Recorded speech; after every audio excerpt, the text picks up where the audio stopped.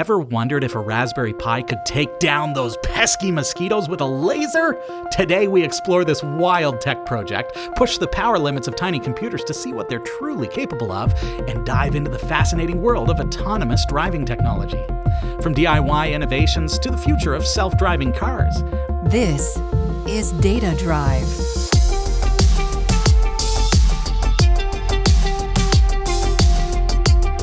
Starring Jeff Weston and Robbie Ferguson.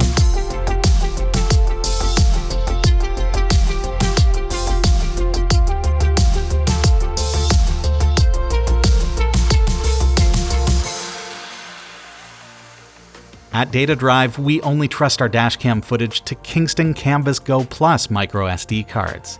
They're fast and reliable, even in the harsh seasons faced by us Canadian drivers. Do you have a device that could use a Kingston upgrade? Your dash cam, action cam, smart home surveillance device, drone, Raspberry Pi, smartphone, or even your Nintendo Switch gaming console? Upgrade today with Kingston Canvas Go Plus microSD cards. Data Drive is brought to you by Ameridroid.com.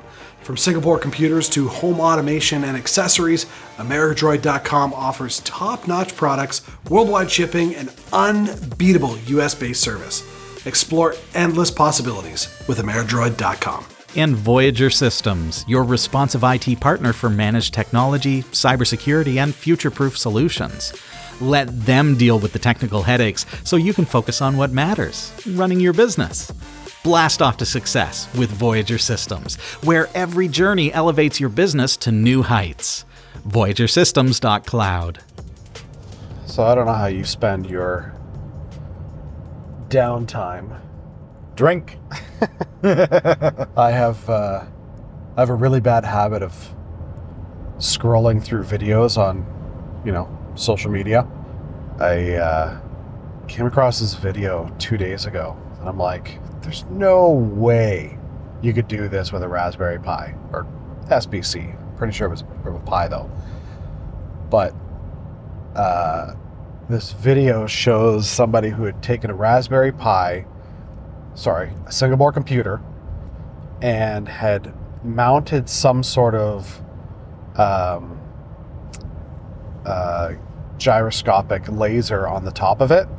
All right. Using a motion detection sensor, and it would fire off a quick, microsecond burst of a high heat laser to kill mosquitoes within a certain proximity. No.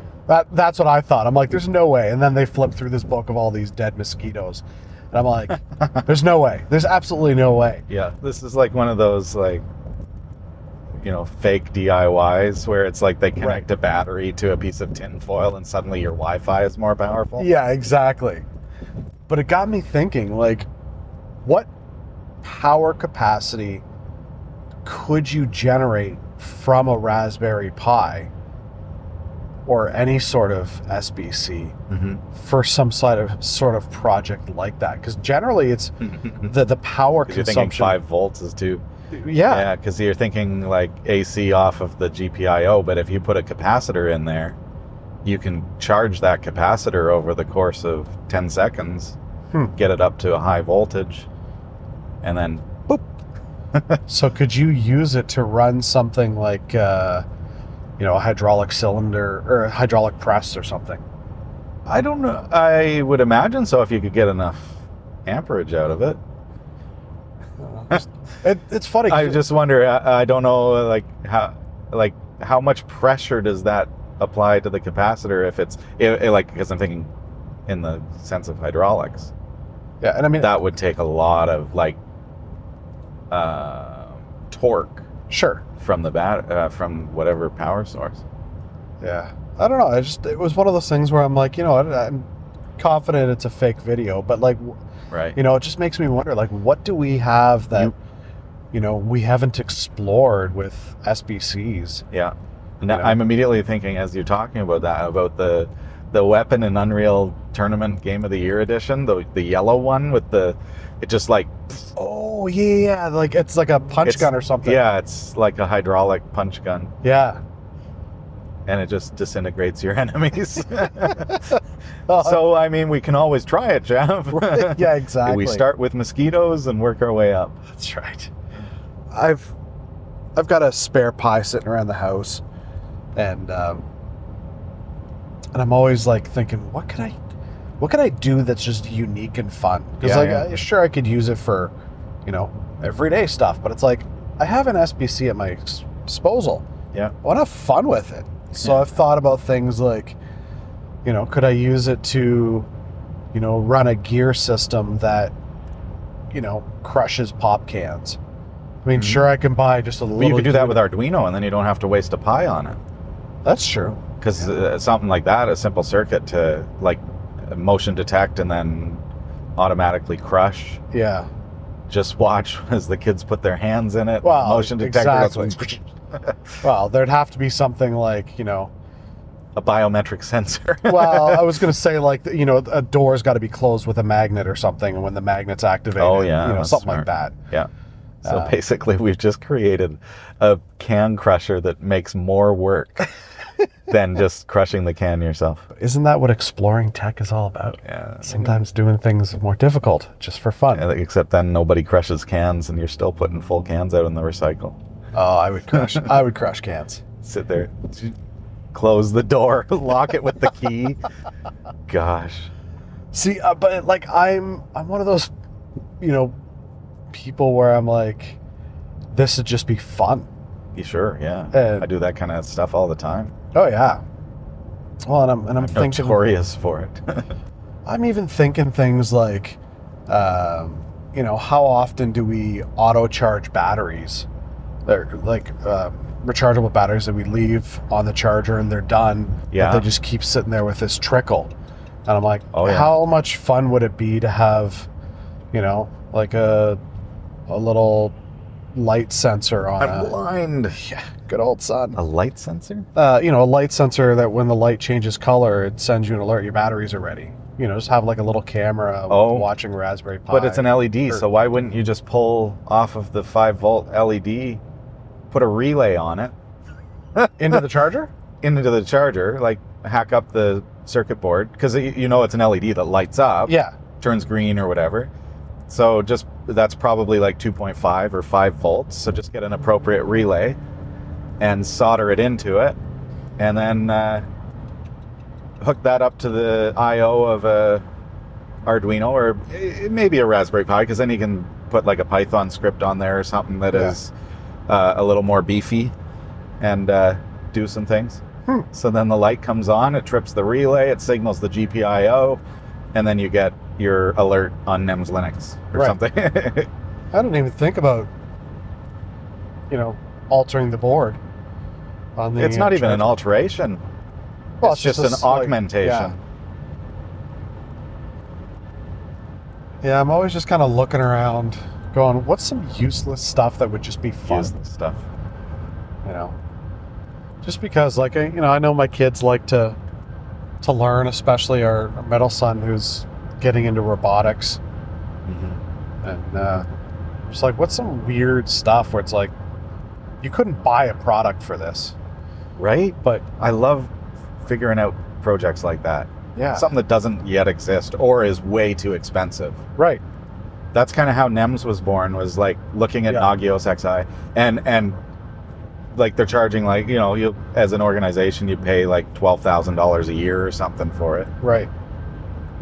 So I'm like, Nagios is open source. Right. So I'll make my own. Yep. It's funny, I was, again, scrolling through social media and saw this. Again? Yeah.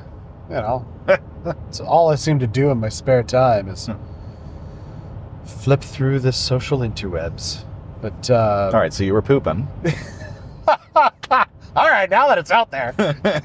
I know, it's funny. I saw an old clip of Bill Gates, and he was talking about Windows 95, I think. Yeah. There's something, and whatever it was, he was like, what was this quote? Basically, you'll never need more than no, a gig but or that wasn't something? him that said it. No, no, 640K. He said it was something about oh shoot, I don't remember what he was, but it was one of those things where it's like, he's like, oh, you could do this all with just this. You know, you're not going to need any more. 640K a base. Is that what it was? 'Cause that's what we were limited to way back in the day. I just remember flipping through and I was like, oh, there's that video again. And I was like, man, we have got so far But what past video? It wasn't Bill, because that's an oft misquoted. No, he was talking about statement. something with Windows. Shoot. Now I'm going to have to go back and find it. Okay. But it got me thinking about the fact that, like, you know, back, I mean, even like with Y2K and like how Good old Y2K. Yeah. like how concerned we were with like the world breaking down because of, you know, Airplanes falling from the sky. Yeah. Kids will never know what that was exactly. And here we are when 24 years later, and you've got, you know, we got AI and we're talking about, you know, trying to develop neural networks and, you know, all this kind of shift, stuff. eh? And it's like, wow, we are so far past that. Think about that in the context of like just the growth of our knowledge, in that 24 years ago, our biggest concern in the entire world as far as technology goes was that the clock in your computer would get up to 99, because there was no 1999. It was just 98, 99 as the year, but then would roll over to what? 00. And revert back 100 and years. crash. Yeah. Because there's no 00, and like, so that was our biggest concern, because the date was inputted as a 2-digit date Just so in the funny. circuitry. Yeah, that was our big concern. Yep. Man, that guy needs a wide load sticker. Yes, he really does. But yeah, and I mean, how far we've come in just 24 years. Like, I love the advancements of tech. And I'm sitting here going, by the time I retire, it's going to be another 24 plus years. How much further is tech going to advance? And I'm going to be that old curmudgeon sitting there on my porch guy going, back in my day, Yeah, I'm already saying that. my mouse had a wheel. A ball. A ball, yeah. A little marble inside, a rubberized marble. That's right. The kids would be like, okay, Grandpa, let's go back inside. Yeah. Oh, you can see the CN Tower today. What? Where? Right there. Oh, yeah, look at that. What? I'm like, just looking straight in front. I'm like, It's directly in front of us. but it's like, you know, if I held up a toothpick that was blue colored Oh, sure. and said, let me hold this against the sky. Silhouette of a you know, distant tower, but you can see it. That means the skies are clear. Yeah, that's true. I feel like that's a rare occurrence for the GTA. Well, lately. Yeah. It's our first week where we've had a lot of sunshine. It's nice. Just need the grass to go back to green, and all will be well in the world. It's a very sepia world right now. Yeah.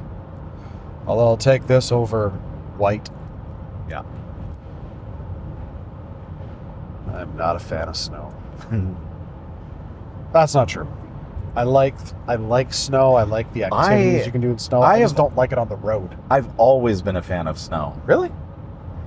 Informer, Lady with the Red Dress. Man, those are some good old hits. Gosh. Thanks. I'll be here all day. No, you won't. At least for the next hour.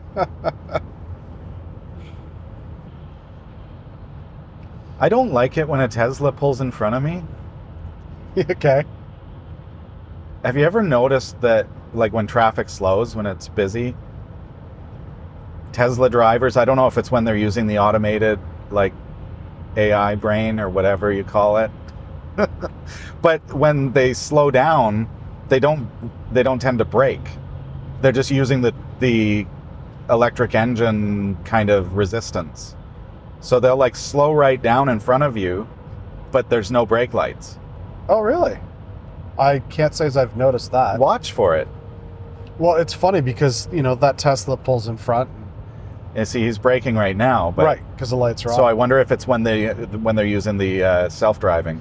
Well, and I mean, and so where my thought was going when it pulled in front is, I have noticed there's some Teslas that, you know, you'll see them pull in and they're kind of like an average driver. They're kind of weaving a little bit within their lane. Yeah. And then you'll see others where it's dead center and it Right. doesn't deviate. And I'm like, oh, that must be when they're in autonomous mode. Yeah. And, you know, this one is, you know, kind of having that weaving back and forth. Yeah. So it makes me think, all right, they're actually driving their vehicle. So watch for one of those in traffic when it's driving perfectly straight, when you know the autonomous mode is on. Yeah, I'll have to do that. And then just observe as they slow down. It's not until that like the actual stopping that the brake lights come on. So sometimes, and I think that's because of just the way an electric engine works. And so if they take their foot off I guess if the AI or whatever stops accelerating, it's going to decelerate. Right.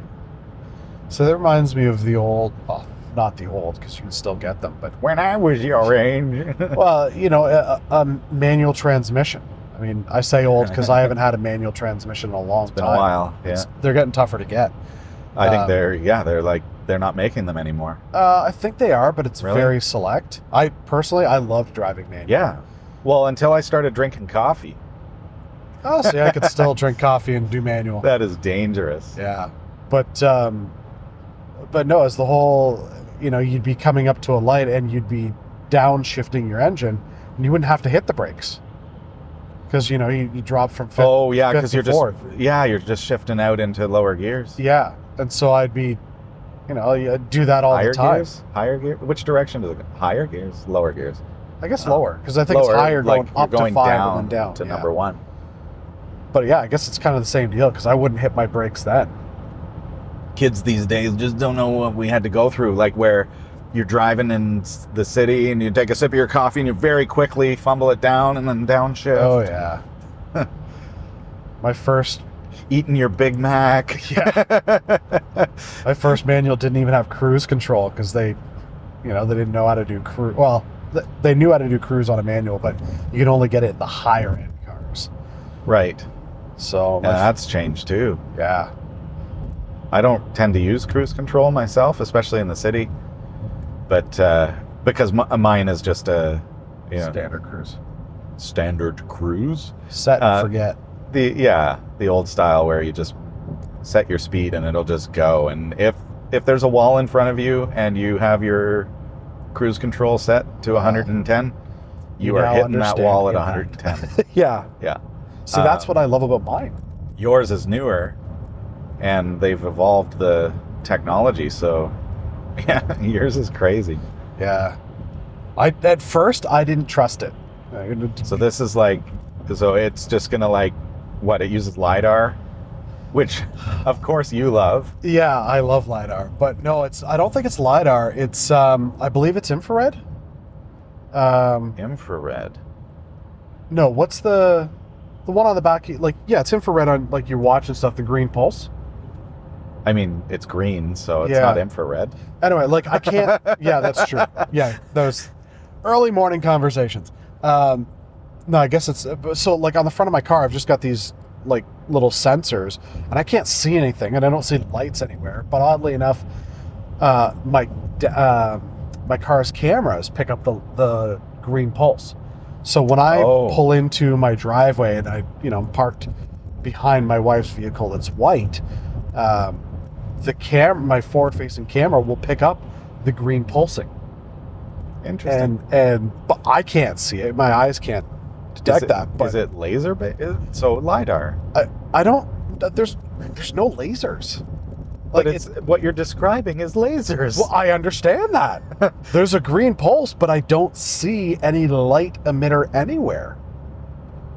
And like, see, with my watch, like when it goes to measure my, biometrics, Yeah. I see the green light. Yeah. I see it with your ring every once in a while where I can see it flashing green. Mhm. I don't see it for my car, but my camera picks it up. So I don't know what it is. I'd have to look into it. Well, if the frequency, so your car's camera is going to be operating at a particular frequency. Right. It's like when you see those videos of a helicopter and the frequency of the camera just happens to match the RPMs of the and it just propeller. like looks like it's not moving. It just looks like the propeller is just not moving, but it is actually ascending. Yeah. And that's just because, well, that's frame rate, but be a similar kind of effect with regards to frequency. Like, this is why you gotta, first thing I did when I got my dash cams was I set them to 60 hertz. Right. Because the default out of the box was 50. But we live in North America where all of our electrical systems run at 60 hertz, so Right. you don't want to have that phasing where if I have the cameras at 50, everything else is running at 60, so there's like that slight out of phase. Yep. I want to know how it works. Yep. Making me think, Robbie. I don't want to All right, think you this. tell me what you find, Jeff. I don't want to think this early.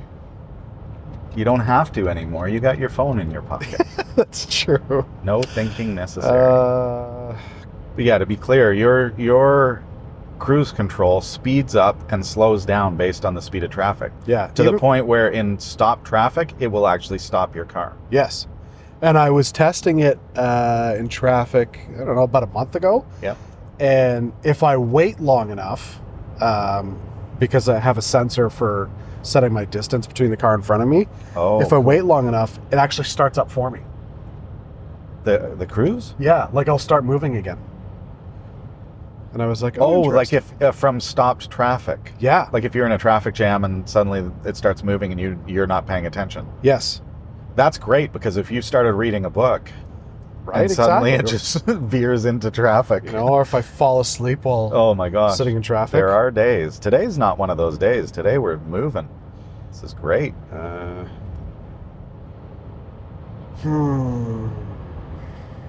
Your Google Foo is not very strong. No, see, the problem is, as soon as I search for the brand, what I start getting is, here's how you use it. Here's how it works as far as the car, but I want to know what type of you need sensor. to know the sensor. Yeah, that's what I'm searching up, but it's not. Open ChatGPT.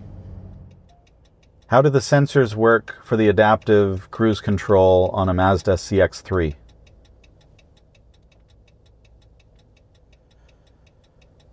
The Adaptive Cruise Control (ACC) system on the Mazda CX-3 uses sensors, such as forward-looking radar or cameras, to detect slowly moving traffic and adjust the vehicle's speed accordingly.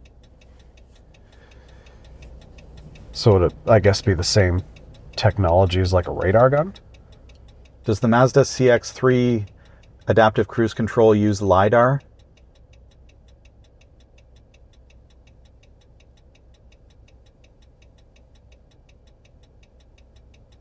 Oh, Mazda CX-3 Adaptive Cruise Control does not use LIDAR.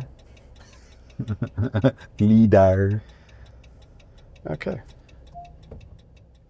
How does the radar work on a Mazda CX-3?